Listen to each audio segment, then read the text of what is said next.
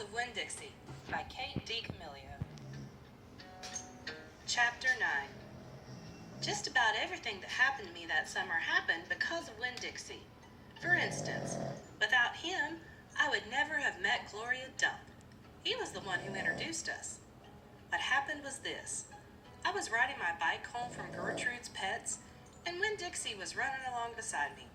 We went past Dunlap and Steve Dewberry's house, and when Dunlap and Stevie saw me, they got on their bikes and started following me. They wouldn't ride with me, they just rode behind me and whispered things that I couldn't hear. Neither one of them had any hair on his head because their mama shaved their heads every week during the summer because of the one time Dunlap got fleas in his hair from their cat, Sadie.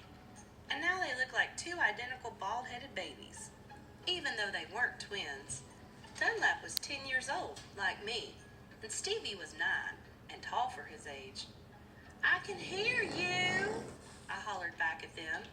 "I can hear what you're saying." But I couldn't. Winn-Dixie started to race way ahead of me. "You better watch out," Dunlap hollered. "That dog is headed right for the witch's house."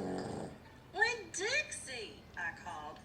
But he kept on going faster and hopped a gate and went into the most overgrown jungle of a yard that I had ever seen. "You better go get your dog out of there," Dunlap said. "The witch will eat that dog," Stevie said. "Shut up," I told them. I got off my bike and went up to the gate and hollered, "Winn-Dixie, you better come on out of there." But he didn't.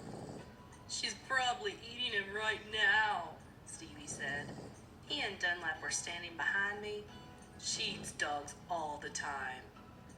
"Get lost, you bald-headed babies," I said. "Hey," said Dunlap, "that ain't a very nice way for a preacher's daughter to talk." He and Stevie backed up a little. I stood there and thought for a minute. I finally decided that I was more afraid of losing Winn-Dixie than I was of having to deal with a dog-eating witch. So I went through the gate and into the yard. "That witch is going to eat the dog for dinner and you for dessert," Stevie said. "We'll tell the preacher what happened to you," Dunlap shouted after me. By then, I was deep in the jungle. There was every kind of thing growing everywhere. There were flowers and vegetables and trees and vines. "Winn-Dixie," I said. I heard, "This dog sure likes to eat." I went around a really big tree all covered in moss, and there was Winn-Dixie. He was eating something right out of the witch's hand. She looked up at me. "This dog sure likes peanut butter," she said. "You can always trust a dog that likes peanut butter." She was old, with crinkly brown skin. She had on a big floppy hat with flowers all over it, and she didn't have any teeth. But she didn't look like a witch. She looked nice, and Winn-Dixie liked her, I could tell. "I'm sorry he got in your garden," I said. "You ain't got to be sorry," she said. "I enjoy a little company." "My name's Opal," I told her. "My name's Gloria Dump," she said. "Ain't that a terrible last name? Dump." "My last name is Baloney," I said. "Sometimes the kids at school back home in Watley call me lunch meat." "Ha!" Gloria laughed. "What about this dog? What do you call him?" "Winn-Dixie," I said. Winn-Dixie thumped his tail on the ground. He tried smiling, but it was hard with his mouth all full of peanut butter. "Winn-Dixie," Gloria Dump said. "You mean like the grocery store?" "Yes, ma'am," I said.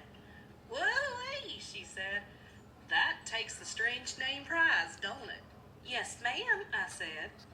"I was just fixing to make myself a peanut butter sandwich," she said. "You want one too?" "All right," I said. "Yes, please."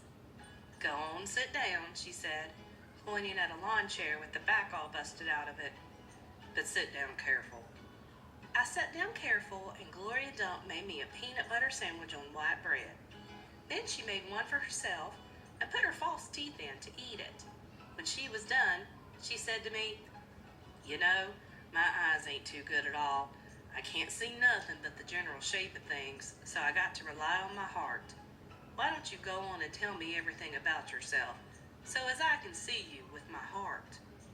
And because Winn-Dixie was looking up at her like she was the best thing he had ever seen, and because the peanut butter sandwich had been so good, and because I had been waiting for a long time to tell some person everything about me, I did.